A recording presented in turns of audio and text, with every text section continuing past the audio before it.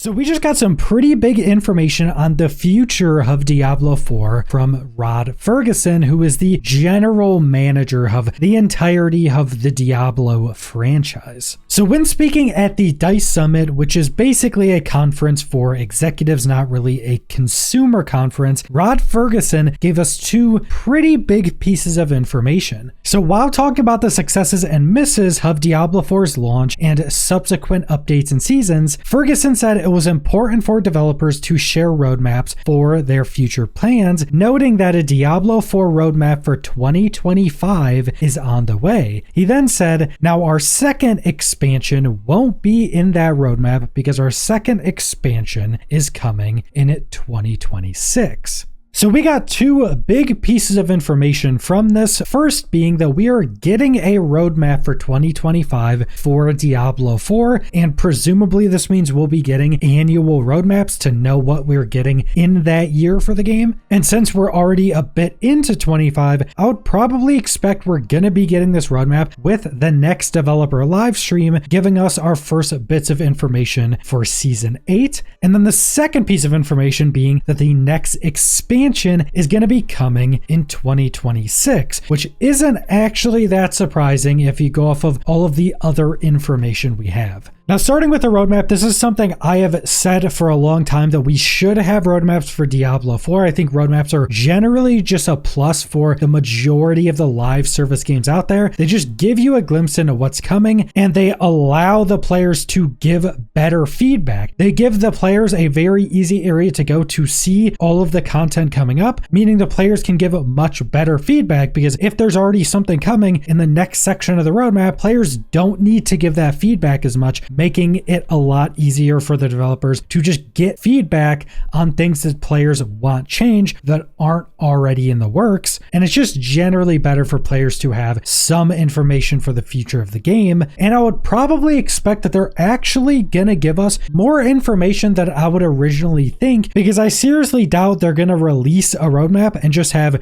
Season 8, new content, new items, and just have it be super generic in that way. We will probably be getting more specific information on things that they know are coming with those seasons, which I would expect to be quality of life things and system overhauls to be some of the main things we would be getting specific information on for future seasons, because they usually want to keep the season theme under wraps a bit more, but big quality of life additions and overhauls to existing systems are generally things that they want us to know about much earlier on. Now, the expansion portion of this, I've seen people complaining about for some odd reason, because there's a few pieces of information that kind of make this not a surprise at all. First off, being that our first expansion going from the release date of Diablo 4 to our first expansion was 16 months. And if we go from the release date of Vessel of Hatred, our first expansion, and go 6 months past that, that is in 2026. That's February of 2026. So they could still release it then and still be on track for the same amount of time for the first expansion. Now, before Diablo 4 was actually released, Rod Ferguson did say that they want to be doing annual expansions for Diablo 4, and that never came to fruition. After we knew the release date, and even before we knew the release date of Vessel of Hatred, we already knew we weren't getting annual expansions because the first expansion was going to take longer than that. And I think one of the main reasons why the expansions weren't going to be annual after they released the game and saw a lot of the feedback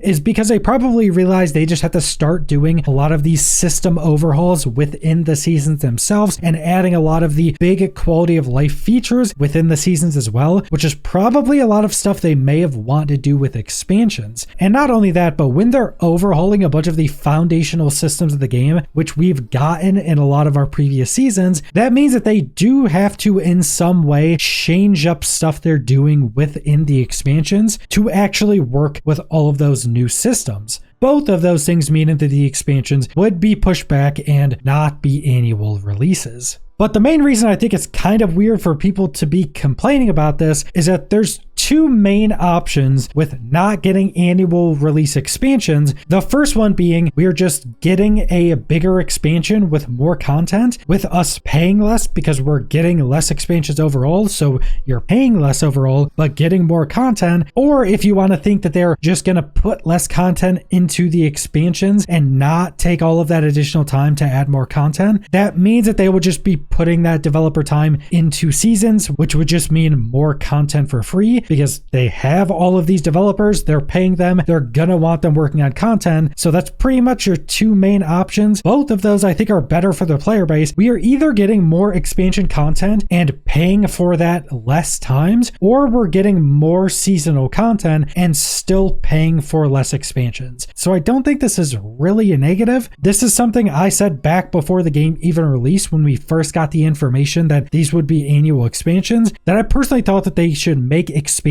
bigger but not release them annually. I think annual expansion releases for live service games are actually kind of a trap to fall into. You've seen this with a lot of other games, even going to something like Destiny 2. They've had a massive issue with their annual expansions, so much so that they have delayed a lot of their annual expansions, and they have massive issues with releasing content after those expansions because they had to put so much into the expansion. So having longer expansion times mean they can just give us more content and we're just paying less for more content. Now, I think the biggest downside of this is that we are just getting less classes overall, because it does seem that they want to add a new class with every expansion. So if we're going from trying to have an expansion every 12 months to every, say, 16 months, that just means we're getting less classes overall. So that could definitely be a downside, especially if you're somebody that likes playing all the new classes, that likes playing a bunch of different classes. That can definitely be a big downside, but you're still going to be getting more content for less money. But that's pretty much all the new information we got, and I'm really excited to see our first roadmap for Diablo 4, which is almost certainly coming with a developer live stream going over Season 8, because I think there's pretty much no chance that we're getting a roadmap after Season 8 is released, because that really wouldn't make any sense. That would basically be half a roadmap for 2025. So I'd expect that our first developer live stream, giving us our first bits of information on Season 8, will also be giving us a roadmap, which would also be giving us some amount of information on what we're getting with Season 9 and Season 10, and potentially also getting information on Season 11, depending on how the timings actually work out. But that's pretty much all I want to go over, so thanks for watching.